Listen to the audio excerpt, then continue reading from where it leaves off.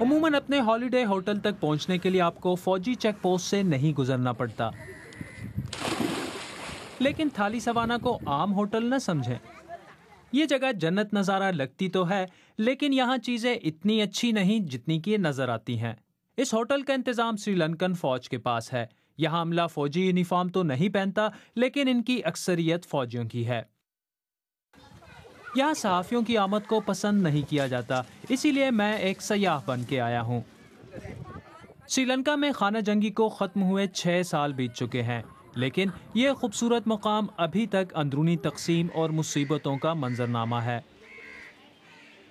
Hotel سے چند میل کے فاصلے پر یہ تامل اقلیت کے لوگ کچی آبادی میں رہ رہے ہیں۔ ان کا دعویٰ ہے کہ ہوٹل بنانے کے لیے انہیں ان کے گھروں سے بے دخل کیا گیا۔ یہاں رہنا جہنم میں رہنے جیسا ہے۔ ہمیں مہاجرین کی طرح رہنے پر مجبور کیا جا رہا ہے۔ میرا نہیں خیال کہ اب کبھی ہمیں اپنے گھر بار واپس مل سکیں گے۔ ملک کے بنیادی ڈھانچے میں سرمایہ کاری سے جنگ کی نشانیاں تو ختم ہو رہی ہیں، لیکن جولیس کی طرح دسیوں ہزار تامل اب بھی بے گھر ہیں۔ انسانی حقوق کی پامالی کے قصے بھی ابھی ختم نہیں ہوئے۔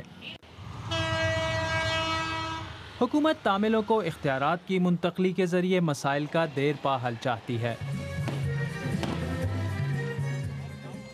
لیکن سابق صدر مہندر راج پکشے کے خیال میں حکومت کا یہ فیصلہ سری لنکا کو مزید تقسیم کر دے گا۔ راج پکشے سنہالیوں کی اکثریت حاصل کر کے وزیر اعظم بننے کے خواہش مند ہیں۔ کیا موجودہ حکومت کے نقطہ نظر سے ملک تقسیم ہو سکتا ہے؟ ہاں بالکل، یہ لوگوں کی رائے ہے۔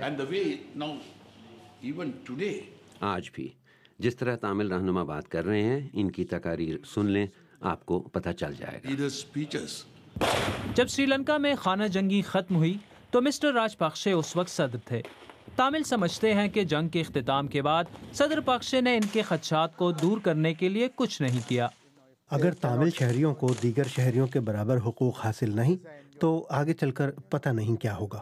مسلح جدوجہد کیا پھر سر اٹھا سکتی ہے؟ کیا یہ دھمکی ہے؟ یہ دھمکی تو نہیں، لیکن یہ بات حقیقت بن سکتی ہے۔ 26 برس کی خانہ جنگی کے اثرات سے جان چھڑانے کی کوشش کرنے والے ملک کے لیے دوبارہ مسلح شورش کا سامنا کرنا ایک خوفناک خواب ثابت ہو سکتا ہے۔